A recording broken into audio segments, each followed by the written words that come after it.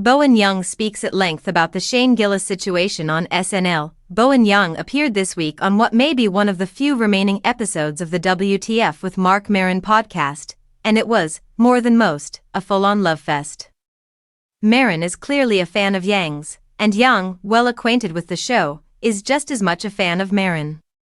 The two first met through Lily Gladstone, with whom they share a mutual fondness. Young also shared a story about how Gladstone calls him her star sibling because Gladstone's mother, who once conceived a baby named August who did not come to term, believes Yang is, in some way, August reincarnated. Much of the conversation centered on Yang's upbringing, his time on SNL, and his concern that the current administration might target James Austin Johnson. But toward the end of the podcast, Maron unexpectedly brought up Yang's supposed reconciliation with Shane Gillis. For context, Yang, Gillis, and Chloe Fineman were all hired by SNL in the same year.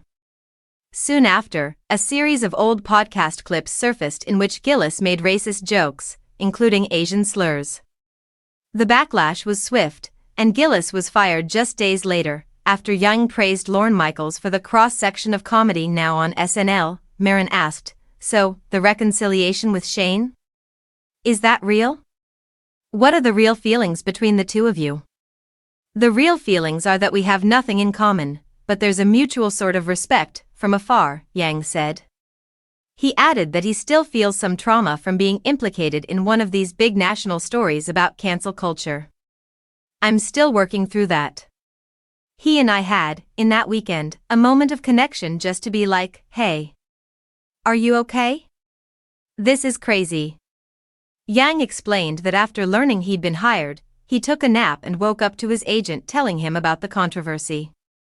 "My first instinct," he said, "was to call him.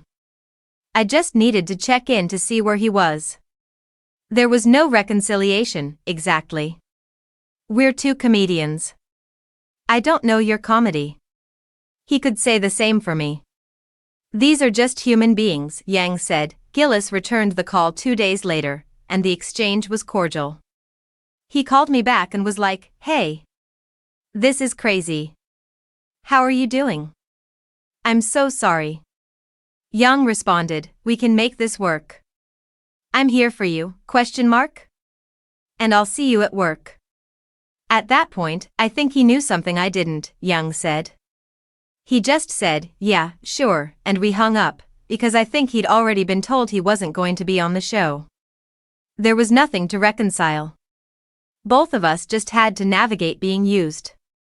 I think there was an effort to recruit people to one side or the other, like, if you like this guy, this is what you stand for, and if you like that guy, that's what you stand for. But both of us are more dimensional than that. And that's where Young left it.